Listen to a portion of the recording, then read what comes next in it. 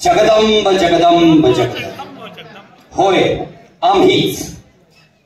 यावे लागले आम्हाला.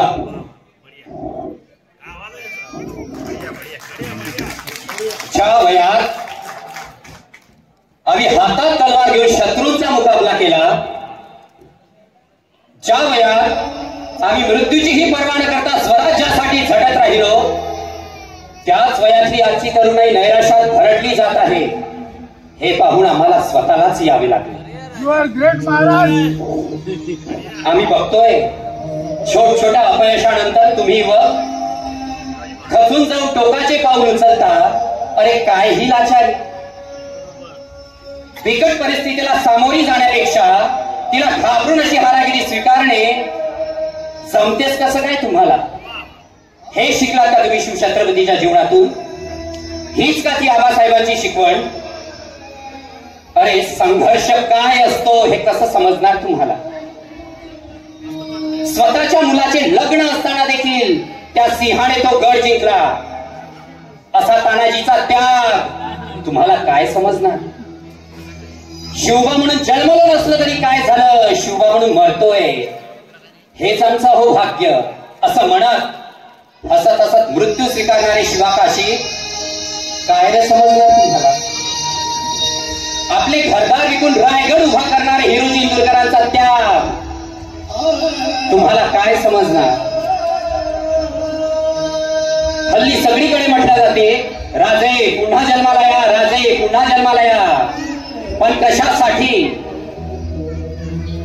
कशासाठी यायचं राजाने पुन्हा जन्माला?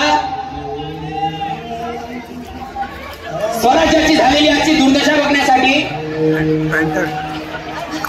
आमच्या स्वराज्याची आजची परिस्थिती मन सुन्न करून टाकते. काय करतोय आजचा युवक? परिस्थिती मन सुन्न करून टाकते. काय करतोय आजचा युवक? स्वराज्याच्या इतिहासाचा आजच्या पिढीला विसर पडत चाललाय. या हिंदवी स्वराज्याची ओळख असणारे आमचे गड किल्ले आज काय अवस्था झाली आहे त्यांची? ज्या गड किल्ल्यांच्या धर्तीवर आमच्या मावळ्यांचे रक्त सांडले, आज तेच गड किल्ले तुमच्यासाठी पर्यटन स्थळे बनली. ज्या स्वराज्यात सर्व माता भगिनींचा एवढाच काय तर शत्रूच्या घरातील परस्त्रींचा देखील आता सन्मान केला जातो, त्या स्वराज्यात आज महिला असुरक्षित कशा?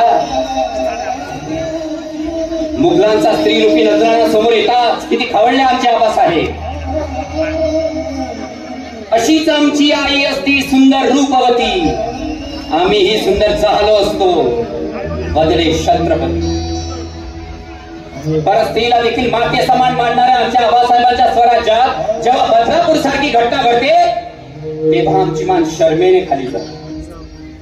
अरे शिवरायाची चंद्रकोर माथ्यावर जोडण्यापेक्षा शिवरायांचे विचार तुमच्या रक्तात भिनू द्या, दिसू द्या आमच्या आबासाहेब तुमच्या आचरणातून.